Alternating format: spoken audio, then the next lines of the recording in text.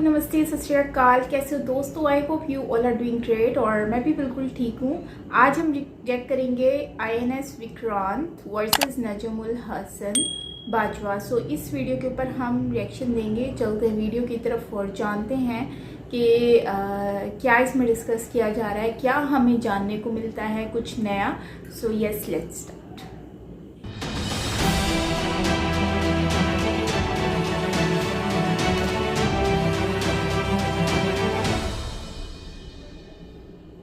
इस वीडियो में बताई गई सारी जानकारी पब्लिक प्लेटफॉर्म पर उपलब्ध है। इसमें ऐसी कोई जानकारी नहीं दी गई है जिससे हमारे सुरक्षा बलों की गोपनीयता भंग होती है। डिफेंस डिटेक्टिव सेना का सम्मान करता है और उन्हीं जानकारियों के आधार पर काम करता है जो सार्वजनिक रूप से मौजूद हैं। नमस्कार दोस्तों, डिफेंस डिटेक्टिव के एक और एपिसोड में आपका स्वागत है। मैं हूं आलोक।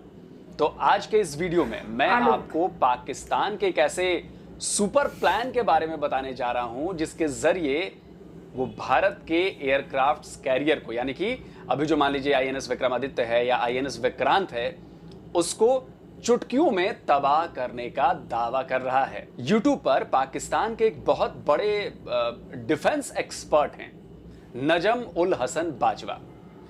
इनके मुताबिक पाकिस्तानी नेवी और एयरफोर्स ने मिलकर एक ऐसा प्लान तैयार किया है जो बड़ा ही स्मार्ट वर्क है और इसके जरिए वो INS विक्रांत को यूं चुटकियों में डुबा देंगे। पाकिस्तान एयरफोर्स और पाकिस्तान नेवी ने मिलकर एक बड़ा शानदार प्लान बनाया है to destroy this aircraft carrier. तो पाकिस्तान ने एक मास्टर प्लान रेडी किया है। वो मास्टर प्लान क्या है, सुनिएगा जरा। अब मैं आपको एक चीज दिखाने जा रहा हूं। 2012 में हुआ ये कि चाइना में एक मिसाइल उन्होंने शो किया। उस मिसाइल का नाम था CM-400। ये CM-400 मिसाइल बहुत शानदार था। इसे स्पेशली डिजाइन इसलिए किया गया था कि ये वॉरशिप्स को तबाह कर सके, खास तौर पर एयरक्राफ्ट कैरियर को तबाह कर सके। तो बकौल मिस्टर बाजवा, पाकिस्तान का जो ये सुपर प्लान है, इसके मुताबिक उनका जो फाइटर जेट है JF-17, उसमें इस मिसाइल को फिट कर दिया गया है। और उस मिसाइल की जो तस्वीर जो उस JF-17 के साथ है, वो तस्वीर सामने आते ही भारत एकदम डर गया है उससे। भारतीय सेना के भीतर खलबली मच गई है। ऐसा मैं नहीं कह रहा, ऐसा मिस्टर बाजवा कह रहे हैं। अब एक और बड़ा दिलचस्प काम होता है जिससे इंडिया को पसीने आ गए। वो काम ये था, तस्वीर देखिएगा।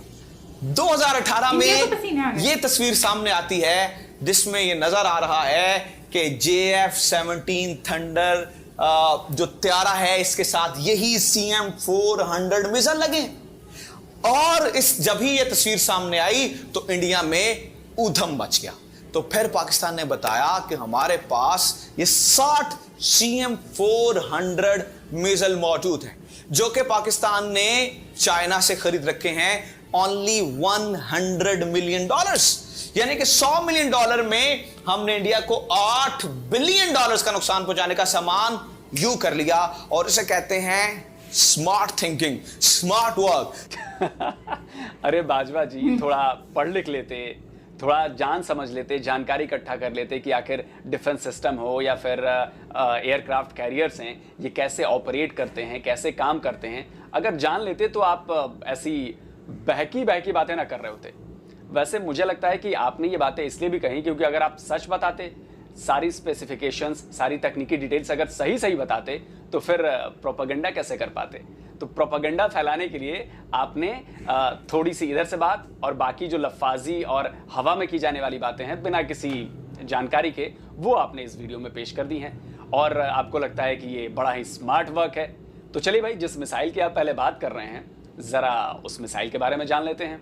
CM-400 मिसाइल को चीन ने बनाया है। ये YJ-12 एंटी-शिप मिसाइल का छोटा और हल्का वेरिएंट है।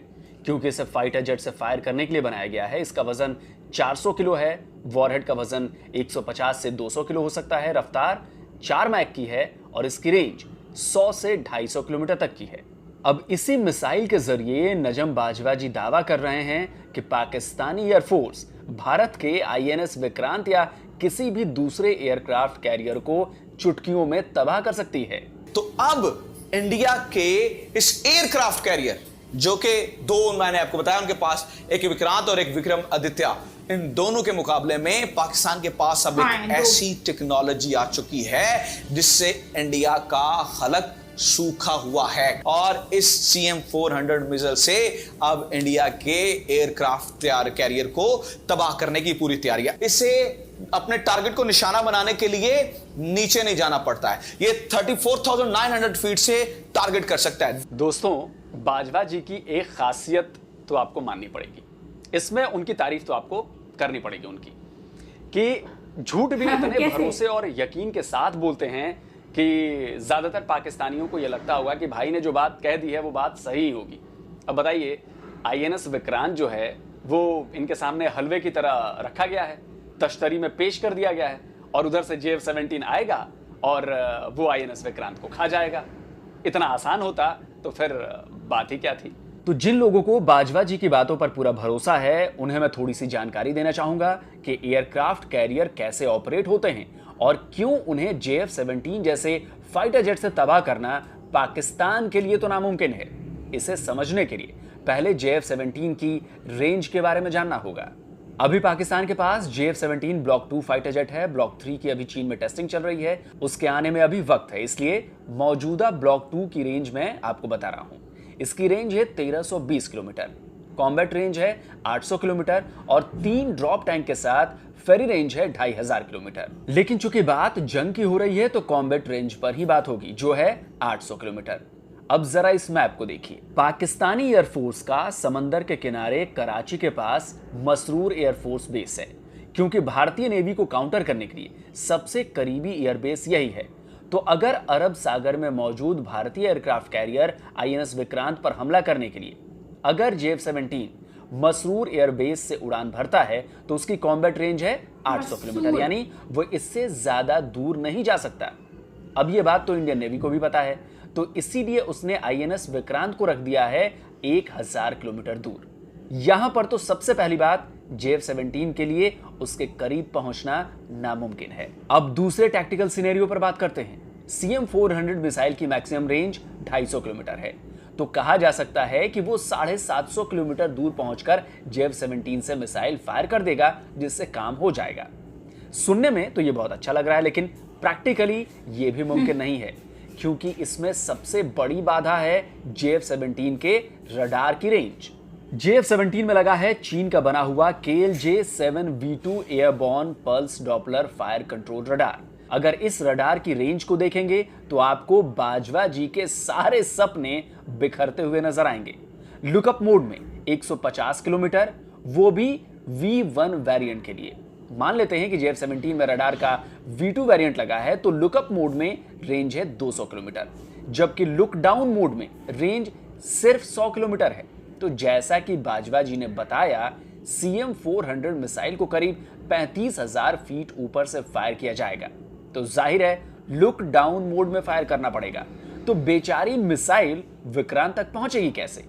क्योंकि लुक डाउन मोड में JF-17 को INS विक्रांत के 100 किलोमीटर के दायरे में आना पड़ेगा, मतलब तब जाकर ही वो विक्रांत पर यह मिसाइल फायर कर पाएगा। वैसे सपने देखना वैसे कोई बुरी बात नहीं होती, लेकिन नामुमकिन सपना देखना बेवकूफ़ी कही जाती है। और बाजवा जी ने अपने इस वीडियो के जरिए पूरे पाकिस्तान को ऐसा ही एक झूठा सपना दिखाया है।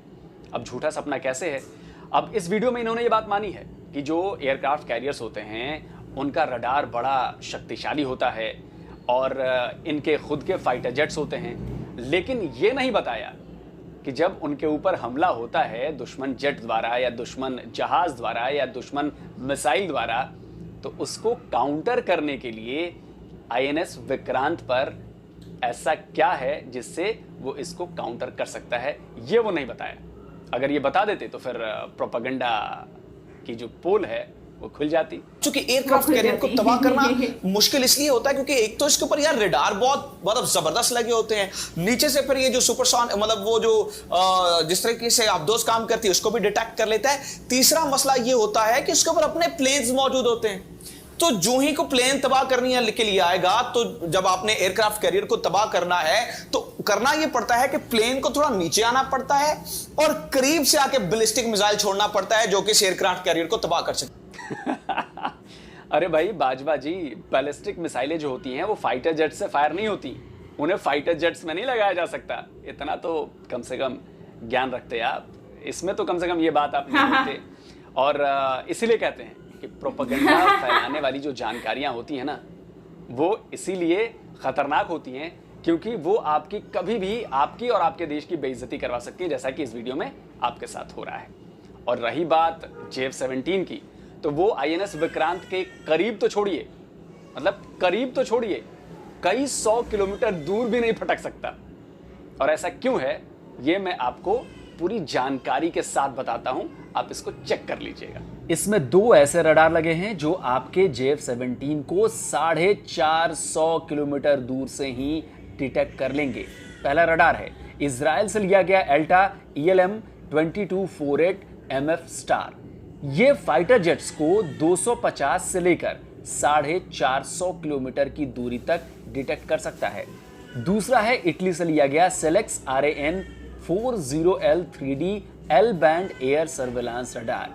ये long range early warning radar है। इनका भी इस्तेमाल मुख्य रूप से फाइटर जेट्स, ड्रोन्स और लंबी दूरी से छोड़ी गई मिसाइलों को डिटेक्ट करने में किया जाता है।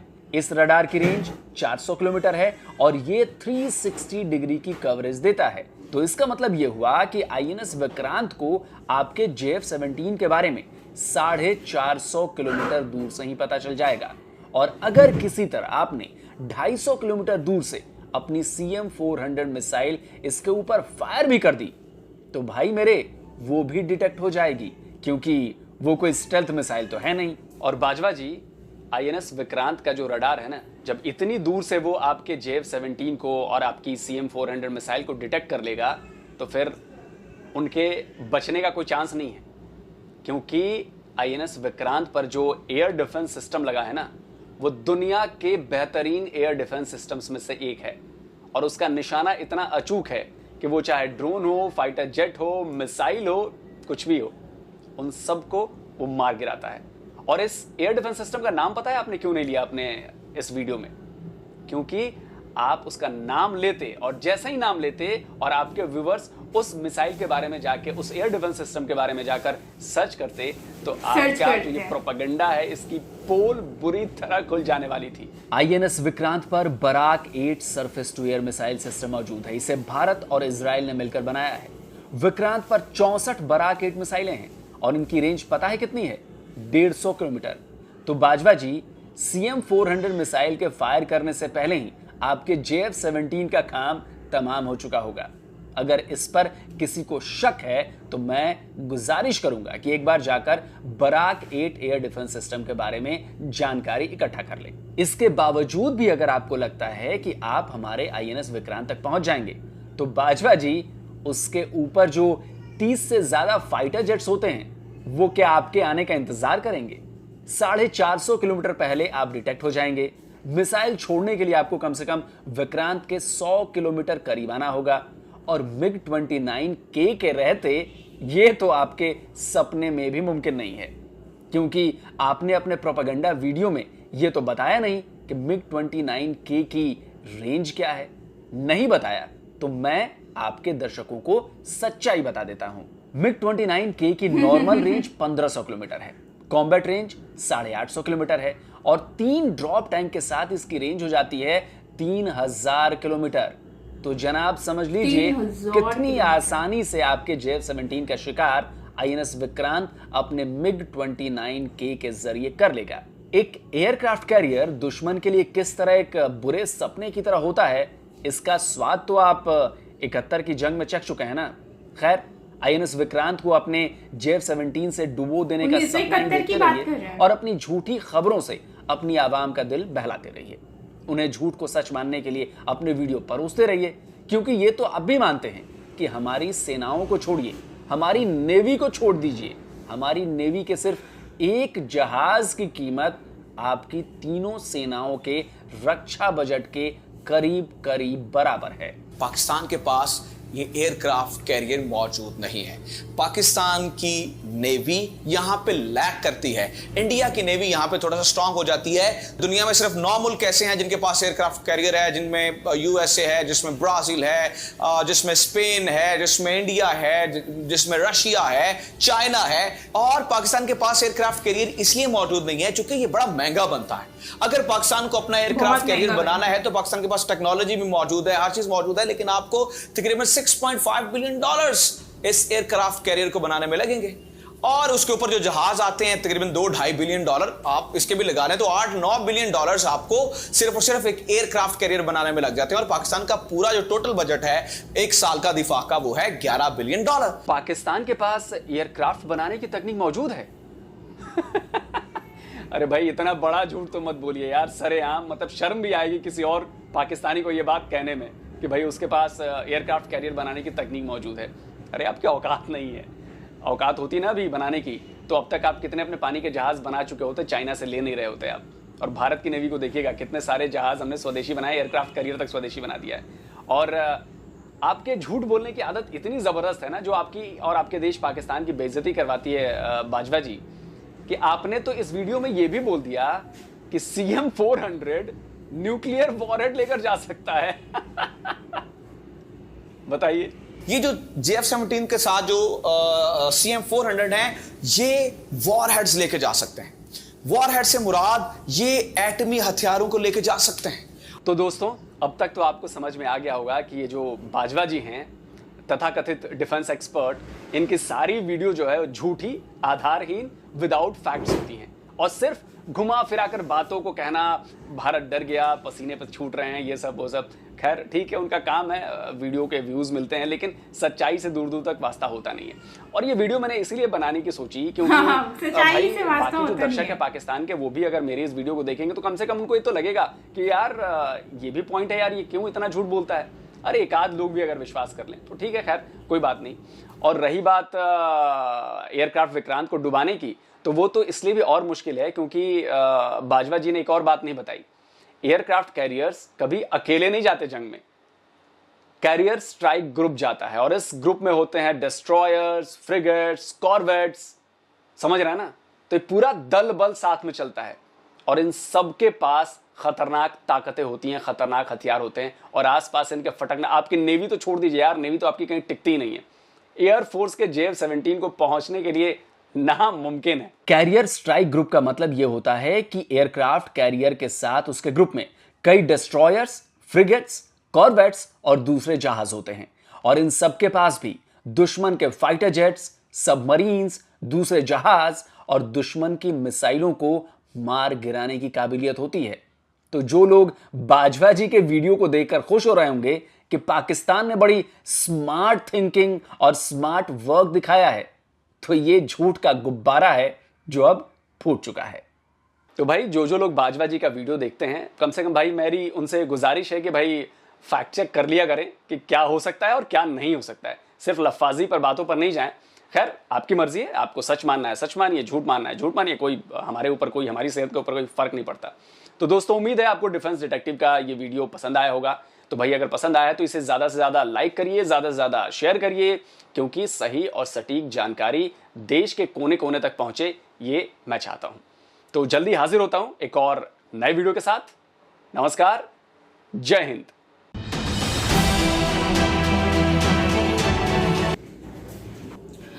ओके फ्रेंड्स, तो ये वीडियो INS विक्रांत के बारे में बाजवा साहब बात कर रहे थे। बाजवा जो है बेसिकली नजमुल हसन बाजवा, ठीक है।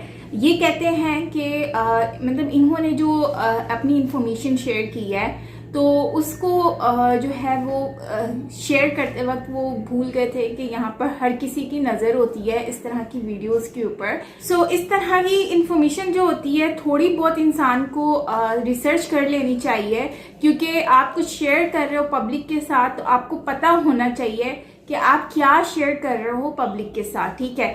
सो अब इस पे देखो, ये इन्होंने जो है वो जो है डिफेंस डिटेक्टिव, उन्होंने इस वीडियो में आपको एक्सप्लेन किया है रिगार्डिंग INS विक्रांत, बिकॉज ये उन लोगों की एक INS विक्रांत जो है ये उन लोगों की ही मैन्युफैक्चर्ड है, उन लोगों ने ही बनाया है, उनकी कंट्री की चीज़ है।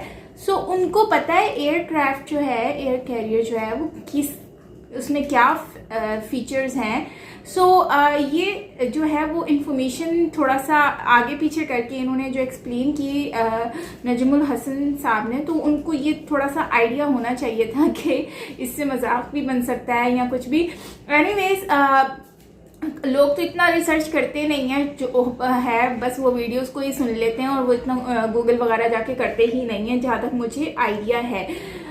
बहुत कम लोग होते हैं जो कि वहाँ पर जाकर सर्च करते हैं या इंटरेस्ट लेते हैं इस तरह की चीज़ों में।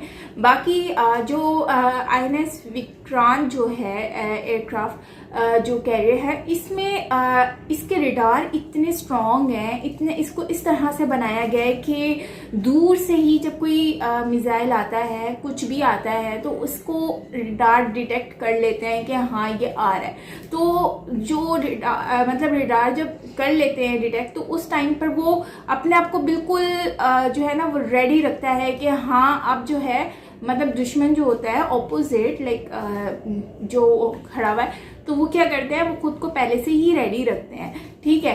सो INS विक्रांत बेसिकली बहुत ही एक्सपेंसिव बना है। इसके बारे में हमने पीछे कुछ टाइम पहले ही वीडियो देखी थी, जब ये बना था, नया नया एक्सपेरिमेंट हो रहा था इसका, तो उस टाइम पर हमें पता चला था कि काफ़ी एक्सपेंसिव बना है। अगर हम ये देखें कि ये एक पूरा एयरपोर्ट टाइप है, पूरा एक मिल जाता है शहर, मतलब कि आपको एक पूरा एयरपोर्ट मिल जाता है पानी में। और जब ये जाहिर सी बात है INS विक्रांत जब बाहर निकलते हैं जंग के लिए या कहीं पर भी, तो वो अपना पूरा एक सिस्टम लेकर निकलते हैं। ऐसा नहीं है कि वो अकेले में निकलते हैं, पूरा उनका पूरा सिस्टम होता है, पूरी टीम निकलती है। ठीक है।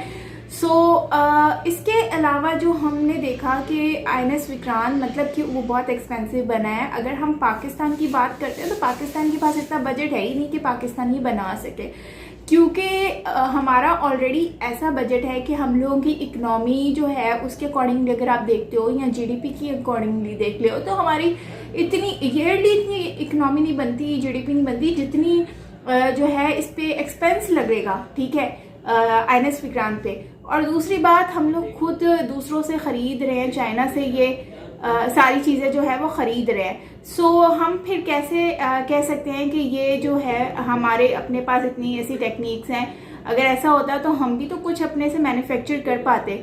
लेकिन यहाँ पर बात आती है कि हमारे पास इकनॉमी का भी मसला है, बजट का मसला है, इतने बजट में क्या कैसे बनाए। लेकिन अब वही बात है कि जब खरीदने का बजट है तो फिर बनाने का भी बजट होना चाहिए। एनीवेज ये इस तरह की हमें बहुत सारी वीडियोस देखने को भी मिलती हैं जिसमें लोग बहुत कुछ बोल रहे होते हैं और मतलब अपने व्यूज़ को गेन करने के लिए, लेकिन थोड़ा सा इन्फॉर्मेशन गेन कर लेनी चाहिए थी, मतलब रिसर्च कर लेना चाहिए था। सो फ्रेंड्स, आपका क्या कहना है कमेंट सेक्शन में ज़रूर बताइएगा। बाकी मिलते हैं नेक्स्ट वीडियो के साथ। Till then take care, bye bye.